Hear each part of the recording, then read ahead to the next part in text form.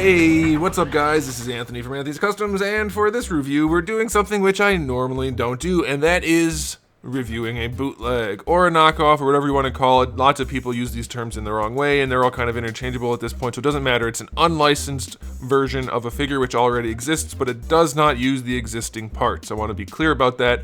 And this is the Build-A-Figure Sentinel, part of the Marvel Legends line, and like I said, this is 100% not authentic. It is definitely a bootleg. I was contacted after I did my top 10 Build-A-Figures video by the person selling these on eBay. They said, hey, would you like to do a fair review of this? And I was like, okay, sure. And here's the reason why. This figure is not something you can attain at retail. Buying a bootleg of this does not hurt the original manufacturer at all, so it doesn't hurt, as far as I'm concerned. A bootleg of something like this is still ethically somewhat questionable, but overall it's a much better situation than like the people that buy the demoniacal fit things. That actively hurts Bandai. Anyway, and I don't think that's right because they don't have the rights or the license and they shouldn't do it. Anyway, this is the KO figure, and I'm going to do some comparisons for you, show you what it is, and talk about the pricing a little bit, and by the end we'll decide if it's worth buying it or not. So let's go ahead and get it off the stand and take a closer look. Okay, this guy, oh, where's my thing? Dang, cats knocked down my thing. All right, this guy stands almost exactly 16.5 inches, which puts him at close to 41 centimeters. And that's the KO right there. And here is the authentic one right here. And as you can see, they are not exactly the same. They are not the same at all. Like I said, they do not reuse the parts. It's all new stuff. Almost the exact same. It has been resculpted though. Paint jobs similar, but again, not the same, not at all. Okay, it's made to just go with the old one, essentially. So definitely different. And so aesthetically speaking, like I said, different. Not necessarily bad though, especially if it's just gonna be an army builder type thing. I think it'll be okay. It's definitely aesthetically pleasing. If the original one came this way, I think people would be okay. The only thing that stands out to me is how black the face is. It looks like maybe that's black on top of gold, so you might be able to do something about that with a little bit of sandpaper. If there's gold just dry brush on top of the black, then you're kind of screwed.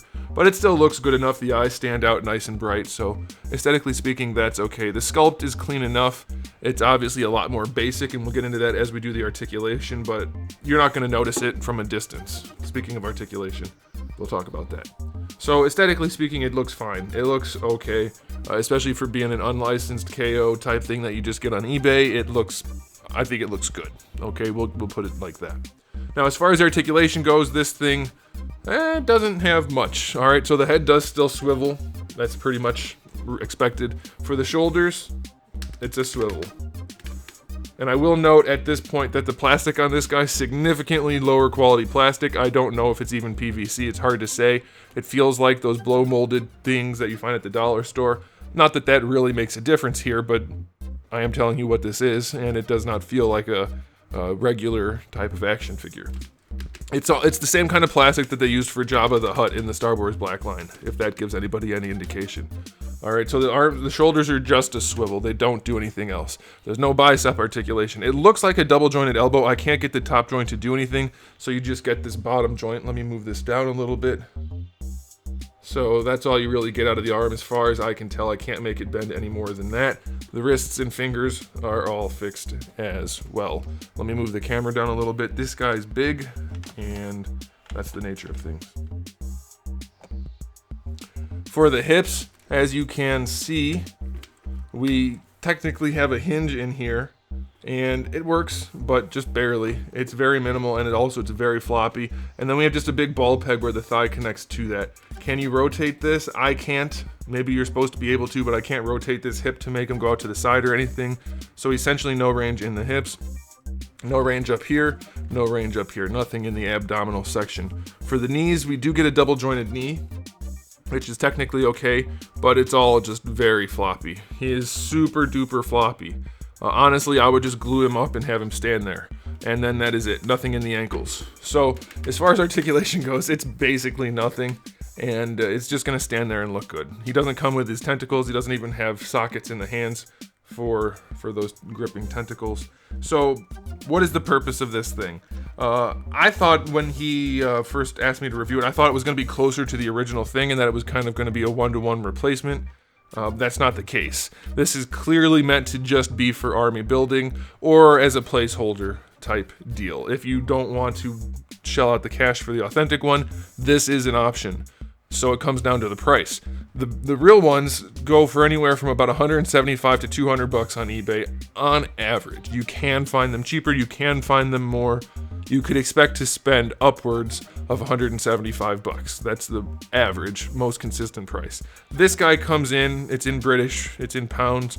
I think it's like 89 pounds, which is like $108, $107, something like that. So it's still pretty darn expensive, and if this was a retail figure that was built like this for that price, I would say no way, Jose, that's not even close to being worth the price.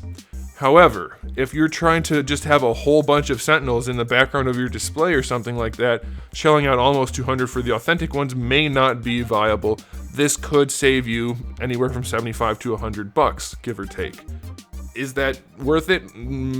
That's completely up to you. Like I said, on its own merits, if this was just its own product, it's not even close to worth that price. But given that it is not that it is replacing something that costs a lot more, and it does look, as you can see, it looks good enough, you might be able to make that value call and say this is worth having. That's totally up to you. I can't tell you that. This is an unusual situation. I have told you it's not worth it on its own merits. I want to be clear. It's not worth it on its own merits. I can't say you should go buy this. You should, though, if you are going to try to save as much money as possible and just want to stick a bunch of Sentinels in the background. This is probably a good enough option. And like I said, nobody's really getting hurt by this because it's not a one-to-one replacement of a current retail figure. There's no harm really in this. So now you guys have all of the information to decide. I will say I am impressed by the paint. It is good enough that it looks fine.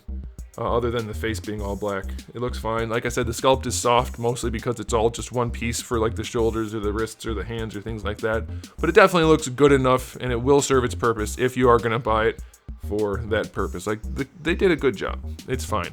So there you go. Now there's the review for the bootleg Sentinel. I don't know if anybody wanted it other than the person who asked me to review it, but now I have reviewed it, and you guys can decide to do what you will with that information. Thanks for watching, guys. If you enjoyed this video, please do give it a thumbs up. If you didn't, give it a thumbs down.